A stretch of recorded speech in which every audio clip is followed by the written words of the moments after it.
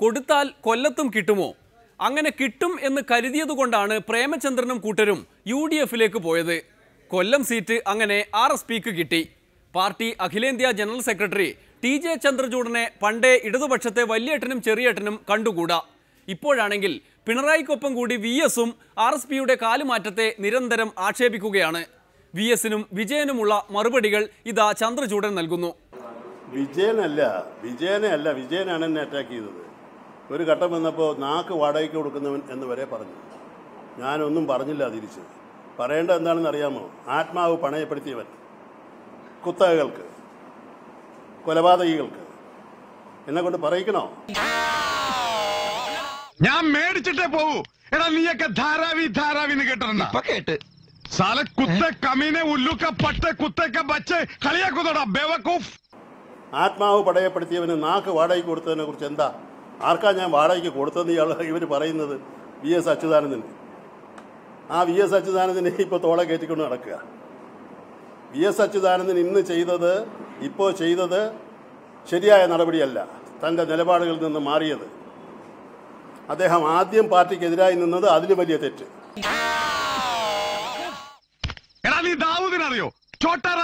ഏതൊരു സഖാവും ഒരു പാർട്ടിയിൽ നിൽക്കുമ്പോൾ എത്ര വലിയ നേതാവായാലും ഏത് വീര കേസരി ആയാലും പാർട്ടിയുടെ അച്ചടക്കം പാലിക്കണം. ഇപ്പം ചെയ്തതല്ല തെറ്റ്. ആദ്യം ചെയ്തത് തെറ്റ്. ഇപ്പം ചെയ്തത് മഹാപരാധം. ഏതാണ് തെറ്റ്?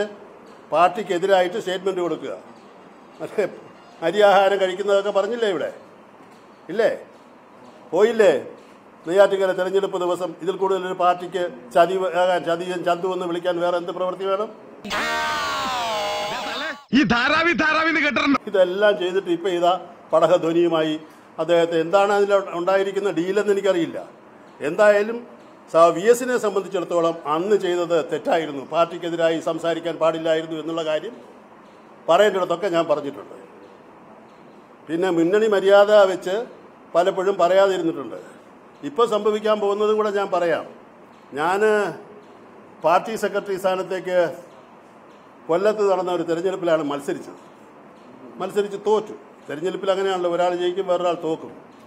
അന്ന് CPMൻ്റെ കോഴിക്കോട് ജില്ലാ സമ്മേളനം നടക്കുകയായിരുന്നു, സ്റ്റേറ്റ് കോൺഫറൻസിൻ്റെ മുന്നോടിയായിട്ട്. അവിടെ നടന്ന പൊതുയോഗത്തിൽ സഖാവ് വിജയൻ പ്രസംഗിച്ചത് കണ്ടില്ലേ? കൊല്ലത്ത് നടന്നത് എന്താണെന്ന് കണ്ടില്ലേ നിങ്ങൾ? ചന്ദ്രചൂഡൻ തോറ്റു.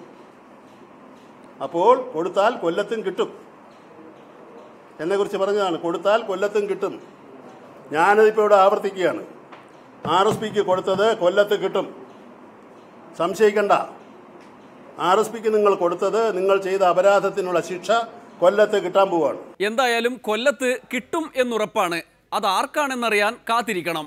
ഇടതുപക്ഷക്കാർ RSPയെ അരികുകളിൽ മാറ്റിയിരുത്തി അധകൃതർക്കുള്ള ഊണാണത്രേ വിളമ്പിയിരുന്നത്. ശബരിമലയ്ക്ക് പോകുമ്പോൾ പുറത്തയ്യപ്പന്മാർക്ക് വിളമ്പാറുള്ളതുപോലെ ശബരിമലയ്ക്ക് പോകുമ്പോൾ മാലയിട്ട് കഴിഞ്ഞ് എല്ലാവരും സമന്മാരാ. പണക്കാരനും നായരും നമ്പൂതിരിയും ഈഴവനും പൊലയനും ഒക്കെ മാലയിട്ട് കഴിഞ്ഞാൽ സ്വാമിയാണ്. പിന്നെ അവർക്ക് ജാതി മത ഭേദങ്ങളോ സാമ്പത്തിക ഭേദങ്ങളോ ഒന്നുമില്ല. അപ്പോൾ എല്ലാവരും അയ്യപ്പോ സ്വാമിയെന്ന് വിളിക്കും, ശരണമയ്യപ്പ എന്ന് വിളിക്കും ഒക്കെ ചെയ്യും. ഇത് കഴിഞ്ഞ് കെട്ടുന്ന ദിവസം ഒരു സദ്യയുണ്ട് വീട്ടിൽ. ആ സദ്യയിൽ 2 വിളമ്പാണ്. ഒന്ന് അകത്തയ്യപ്പന്മാരെന്നാണ് അവർക്ക് പേര്. ഇവിടുത്തെ അകത്തയ്യപ്പന്മാരാണ് CPIയും CPMും. അയ്യപ്പോ സ്വാമിയെ വിളിക്കാൻ ഘടകകക്ഷികളും. അപ്പോൾ ഞങ്ങൾക്കൊക്കെ എപ്പോഴും പുറത്താണ് ഇലയിട്ടിരുന്നത്. RSPക്കാരെന്ന് പറഞ്ഞാൽ പുറത്ത് അയ്യപ്പന്മാരായിട്ടാണ് കണക്കാക്കിയത്. ആവശ്യങ്ങൾക്കൊക്കെ വേണം, ഭജനയ്ക്ക് വേണം, സിന്ദാബാദ് വിളിക്കാൻ വേണം, പ്രസ്താവനകൾ ഇറക്കാൻ വേണം. പ്രേമചന്ദ്രൻ ഇവിടെ ശക്തനായ വക്താവായിരുന്നു. അത് അയാൾ കാണിച്ച ഒരു അബദ്ധം. ഇത്രയും ശക്തി അങ്ങ് കൊടുക്കണ്ടായിരുന്നു. എല്ലാ ദിവസവും ചെന്ന് പ്രത്യക്ഷപ്പെട്ടത്. അത് പക്ഷേ പാർട്ടിയോടുള്ള കൂറ്, മുന്നണിയോടുള്ള കൂറ് വെച്ച് ചെയ്തതാണ്. അതിപ്പോൾ ഒരു അബദ്ധമായിപ്പോയി. എന്താണ് ഇതിനുവേണ്ടി ശക്തമായി വാദിച്ചത്? വേറൊരാൾ പറഞ്ഞ് 2 പേരുടെ ഇടയ്ക്ക് കിടന്നുറങ്ങി കാലത്തെ കണ്ടില്ല. അവിടെ സെക്രട്ടേറിയറ്റിലെ സമരം, ആ സമരം എന്തായി? എഴിക്കാതെ കിടന്നവരുടെ സമരം എന്തായി? എന്ത് കണ്ടീഷനിലാണ് പിൻവലിച്ചത്?